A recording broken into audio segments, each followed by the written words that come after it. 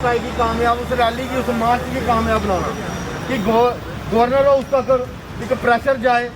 Governor की administration की पता लगी है कि उन्हें सरकार जो लोग ने चुप बैठने वाले लोग नहीं है। असें एक मैसेज देना सरकार की कि बड़ा होई गया, बड़ी जातियां तुसें लोगों ने साढ़े उपर कीतियां, हूँ इसे बिल्कुल भी बर्दाश्त नहीं किया जाएगा। अगर साढ़ा हक तुस देगे तो ठीक है, अस थोड़े सारियां स्कीमां चलागे। अगर तुस नहीं देगे तो अस रोड़ा पर आके अस तुसें नक तू देई ओड़गे, अस जीना आराम करी ओड़गे। तो इसलिए साथियों 23 तरीक का जो प्रोग्राम है, सारे साथियों की कोशिश होनी चाहिए, कोई भी साथी पीछे नहीं रोना चाहता। जिस डिपार्टमेंट में जिन्ने भी साथी है तो सारे के आने चाहिए। हाँ कुछ कोई जायज़ कोई मसला बनी है तो गल समझ आती, कुछ प्रॉब्लम बनी है तो साथियों ज़्यादा नहीं बोलते हुए दोबारा मैं 23 का मैसेज देना अपने सारे साथियों मैसेज हो, कोई भी साथी पीछे नहीं रोना चाहता। आप देख रहे हैं न्यूज़ सैर इंडिया और मैं हूं Arfaz Ahmed Dang. Casual labours united front के लोगों के द्वारा यहां पे आज एक मीटिंग की जा रही है, जिसमें 23 तारीख का जो है वो ऐलान किया गया है। इनके द्वारा जो प्रोटेस्ट किए जाएंगे पूरे जम्मू एंड कश्मीर में। हमारे साथ देवीदास जी हैं यहाँ पे। देवीदास जी क्या कहेंगे? सर, मैं आपके चैनल के माध्यम से गवर्नमेंट और यहाँ की एडमिनिस्ट्रेशन को यही कहना चाहता हूँ कि जो 21 दिसंबर 2017 को आपने 61,000 casual labour, daily wages, season labour की एक पॉलिसी फ्रेम की थी SRO 520 के तहत, जब आपकी बीजेपी और PDP कोलिशन सरकार थी स्टेट में, तो तब के फाइनेंस मंत्री डॉक्टर हसीब दुर्री जी ने एक हमारे साथ कमिटमेंट की थी, जब ये SRO 520 सब 61,000 कैजुअल लेबर को 1.5-2 साल के अंदर इम्प्लीमेंट हो जाएगा, सबको रेगुलेशन पॉलिसी फ्रेम हो जाएगी। फिर 1.5-2 साल के भीतर हम इनको HRA, DA जैसे 94 में बाकी मुलाजिम परमानेंट हुए थे उस वक्त, उसी बेस पे सबको यहाँ के पूरे हक हकूक़ मिलेंगे विद 7th पे कमीशन के तर्ज पे।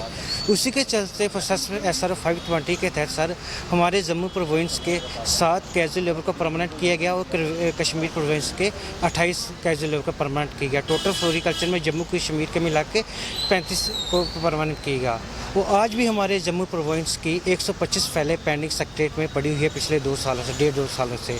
वो हम गवर्नमेंट से यही अपील करना चाहते हैं कि जिस तरह आपने SRO 202 में अमेंडमेंट करके उनकी एक पॉलिसी फ्रेम की, उसी तरह SRO 520 में भी अमेंडमेंट करके एक पॉलिसी ऐसी फ्रेम की जाए ताकि हम भी अपना गुजारा बसर सही कर सके और अपनी फैमिली का सही पालन पोषण कर सके। जिस तरह सर वाकई ड्यूटियों में एक मिनिमम वेजेस एक्ट पूरे हिंदुस्तान में है, वाकई ड्यूटियों में मिल रहा है।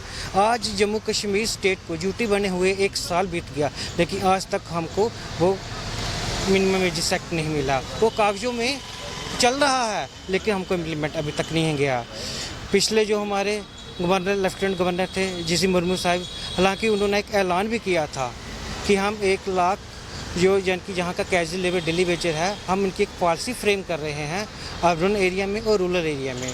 इसके तहत हम इनकी ऐसी यानी फार्म करेंगे आने वाले 2-4 महीनों में, ताकि दोबारा इस स्टेट में ऐसा झंझट ही ना रहेगा डिलीवरी कैजुअल लेबर का, जो आए दिन भुखमरी का शिकार हो रहा है, जो सुसाइड करने की कगार पे पहुंचा हुआ है, इनके बच्चे जो स्कूलों से निकाले जा रहे हैं। और इस मसले में सर वो जो पिछले हमारे लेफ्टिनेंट गवर्नर थे जीसी मुर्मू साहब, वो वैसे संजीदा थे, लेकिन अचानक ही गवर्नमेंट ने उनको यहाँ से तब्दील कर दिया और यहाँ पे नए LG को बिठा दिया। लेकिन जब से ये LG आए हैं तब से हमारे इतने प्रोटेस्ट हुए हैं, आज तक यहाँ की एडमिनिस्ट्रेशन और यहाँ के LG साहब ने हमारे बारे में एक शब्द भी ना बोला, झूठा आश्वासन तक ना दिया कि हम आपको यानी कि आपकी कोई पॉलिसी फ्रेम कर रहे हैं, जहाँ जो आपका SRO 520 निकला था उसके तहत हम इसमें अमेंडमेंट कर रहे हैं। जो बाकी ड्यूटी में 18,500 में मिनिमम वेजेस मिल रहा है, हम आपको वो इम्प्लीमेंट कर रहे हैं। हालांकि इन्होंने बोला था अगस्त से या 1 अगस्त से आपको मिनिमम वेजेस एक्ट भी मिलेगा, लेकिन वो भी अब तक नहीं मिला। हम यही चाहते को कोई तैयार नहीं है, कोई सुनने को सर जहाँ को तैयार ही नहीं है। और सर हमारे 6,750 में सर क्या आता है, यहाँ के जितने ब्यूरोक्रेट्स हैं, जहाँ के जितने पॉलिटिशियन हैं, क्या वो 6,750 रुपये में अपना घर का गुजारा कर सकते हैं? मैं जहाँ के जितने ब्यूरोक्रेट्स हैं, जहाँ पॉलिटिशियन से पूछ रहा था जो आपके घर में एक बच्चा है उसका महीने का पॉकेट मनी कितना खर्चा है, क्या अब आपके बाल बच्चे हैं, आपके माता पिता, आपकी फैमिली है, क्या हमारी कोई फैमिली नहीं है?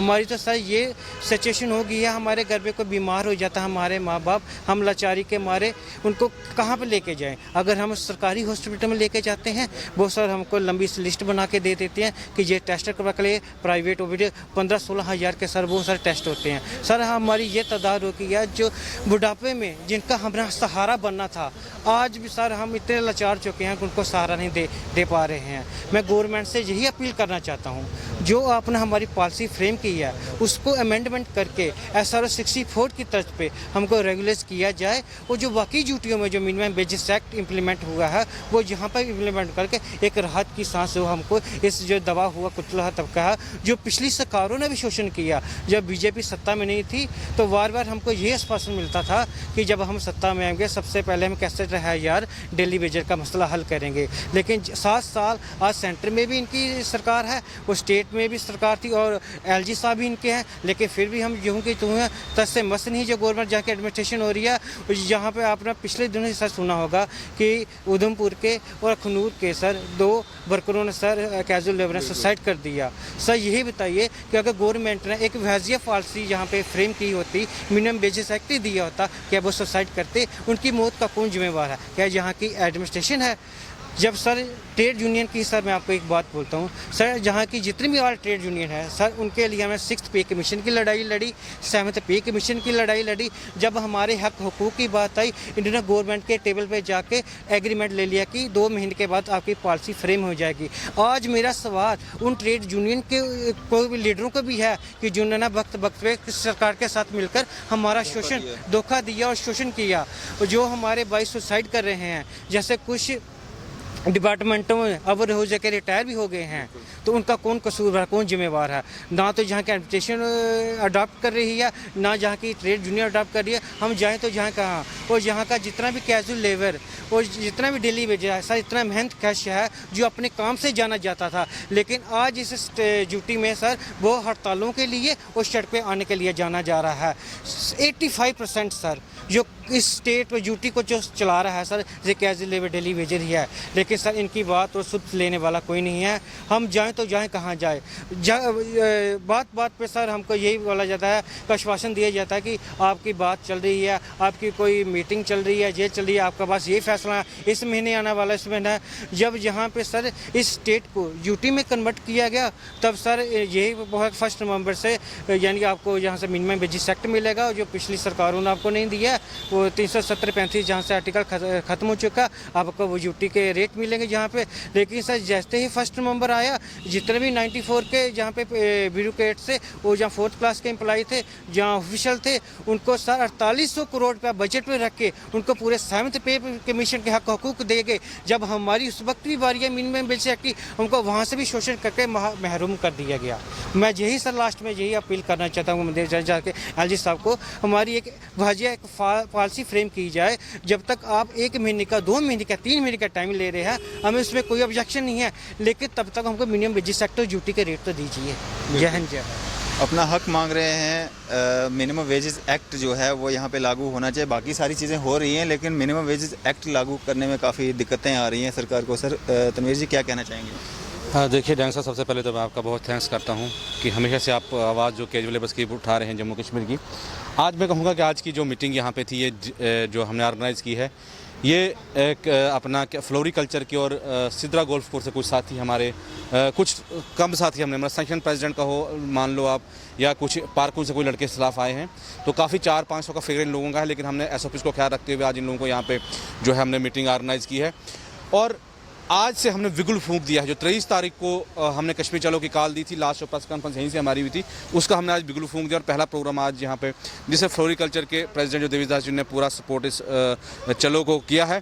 और कल हमारा 11 बजे जो है सांबा में हमारी मीटिंग होगी, और कल ही 1 बजे हमारी जो कठुआ के अंदर है वहाँ पे मीटिंग होगी, और परसों हमारी 11 बजे बिलावर में मीटिंग होगी।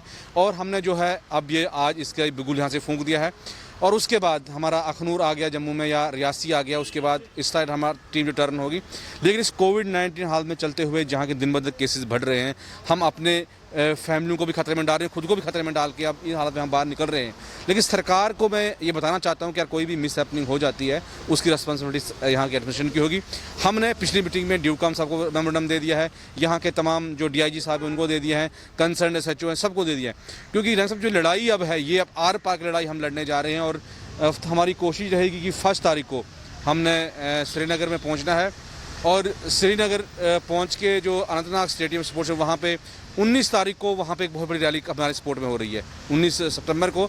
और मेरी अपील है आपके चैनल के ज़रिए कि जो कश्मीर के हमारे साथी हैं वो 19 तारीख को जो स्पोर्ट्स स्टेडियम अनंतनाग में है वहाँ पे पहुँचें, एक बहुत बड़ी रैली वहाँ पे हो रही है। और फिर 23 तारीख को जम्मू के तमाम डिस्ट्रिक्ट से मार्च होगा और उस मार्च में कोई अगर मिस हैपनिंग हो जाती है, उस मार्च में अगर कोई भी परेशानी होती है तो उसकी जिम्मेदारी जो है यहाँ के एडमिनिस्ट्रेशन की रहेगी। लेकिन जम्मू कश्मीर कैजुअल लेबर ने अब ये बिल्कुल फूंक दिया है और देखना कि आज जहाँ से शुरुआत होगी, कल सांबा में, फिर हीरानगर में, फिर कठुआ में, ऐसे करके फिर हम चिनाब वली और हर जगह से तमाम प्रेसिडेंट से भी ये अपील है कि वो एक्टिव हो जाए अपने अपने एरिया पे। क्योंकि अब तंग आमद बराए जंग आमद, और मैं ये वक़्त के साथ कहना चाहता हूँ, सूख के साथ कहना चाहता हूँ कि जब हवाएं रंग बदलती है फिर सब पत्ते हैं वो भी गिर जाते हैं। तो सरकार देखेगी अब हमारी यूनिटी का जो हमने जो डिसीजन लिया है। और अफसोस की बात होगी आज महंगाई का आप मंडी की तरफ जाए या सब्जी की तरफ लेने जाए 80 रुपये टमाटर आपका किलो बिक रहा है। आज आपकी फूलगोभी देखो 90 रुपये वो बिक रही है। तो ये कैजुअल लेबर सर, जो मैं फ्लोरिकल्चर की यार बात आज खास स्पेशली इसलिए करूँ क्योंकि आज ये साथी यहाँ पे आए हैं।